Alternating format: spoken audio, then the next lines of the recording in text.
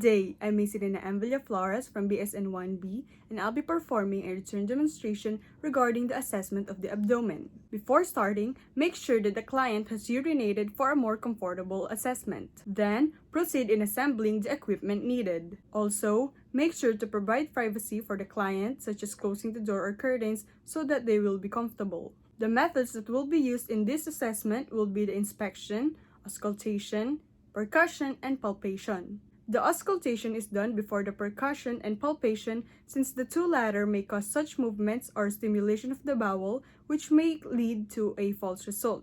Good day, ma'am. I'm Miss Villaflores, your student nurse from NUST. May I know your name and your age, ma'am? Ana Villaflores, 19. Okay, so ma'am, for today, I'll be assessing your abdomen to check po if may problems kayo sa tiyan. And this is also done to prevent further complications and development of such diseases po. And you may participate by just simply laying down po. May I ask ma'am if nakaihi na po kayo? Yes. Okay. So ma'am, this past few days or kanina or ngayon po, may nararamdaman po ba kayo na pananakit sa tiyan? Wala naman po. Okay, so hila na po tayo. Assist the client to a supine position with the arms placed comfortably at their sides.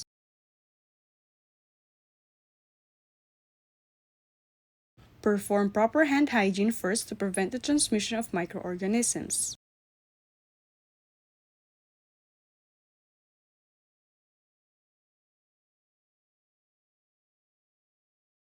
May expose ko lang po yung abdomen niyo.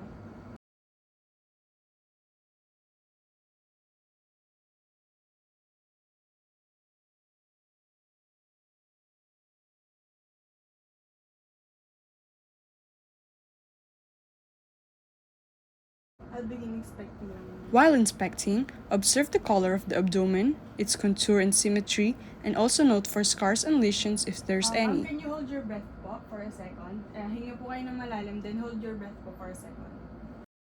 This is done to check if there's an enlarged liver or spleen since the contour and symmetry will be more visible.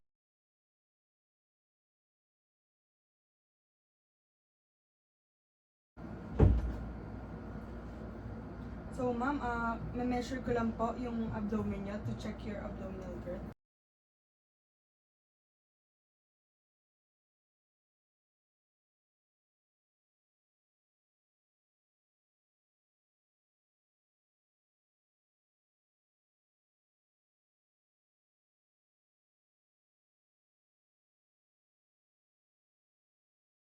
Auscultate ko na po kayo, ma'am. In auscultating the client, warm the stethoscope using the palm of your hands to make sure that the client won't be shocked by the metal's coldness, since this may lead to the construction of muscles which may then lead to false results. In bowel sounds, while using the flat disc diaphragm, place it on each of the 4 quadrants of the abdomen over all of the auscultatory sites. Listen carefully for active bowel sounds which is normally present. When a gurgling sound is heard, we can now proceed to the next spot.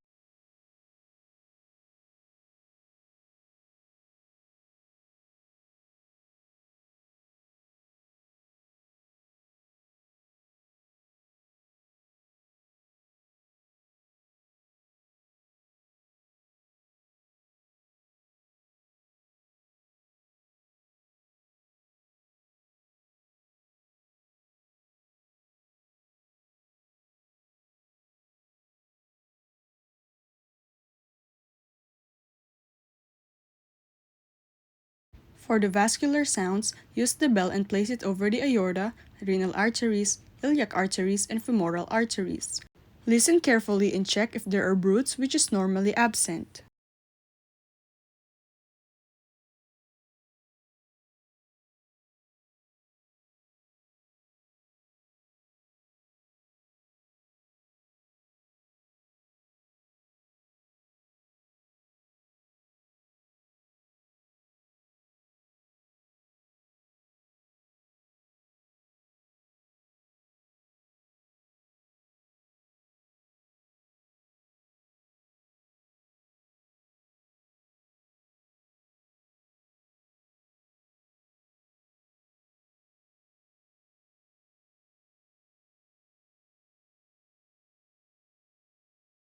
Still using the bell of the stethoscope, check for the peritoneal friction rubs.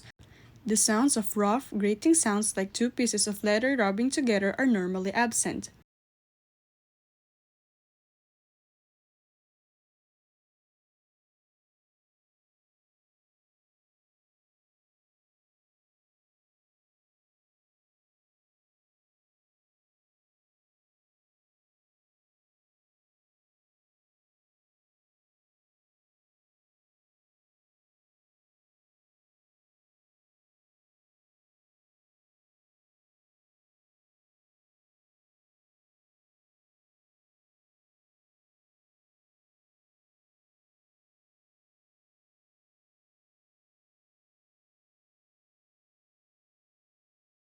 For the percussion of the abdomen, by using the two middle fingers, several areas in each of the four quadrants should be percussed in order to determine the presence of tympani, which is a gas in the stomach and intestines.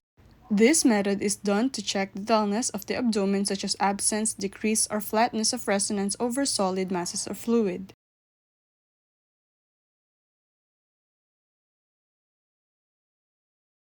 Palpate ko na po kayo, ma'am.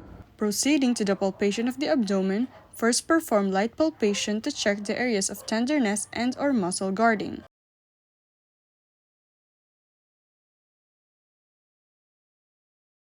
Depress around 1 cm of the abdominal wall lightly with the pads of the fingers. Then, move the finger pads in a circular motion. Note the areas of tenderness or superficial pain, masses, and muscle guarding.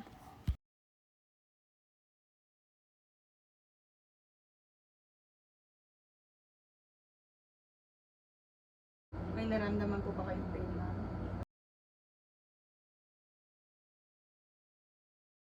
After the assessment, make sure to document the findings in the client record using form or checklist supplemented by narrative notes when appropriate and report it to the primary care provider.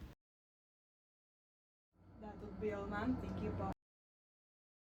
That would be all. Thank you.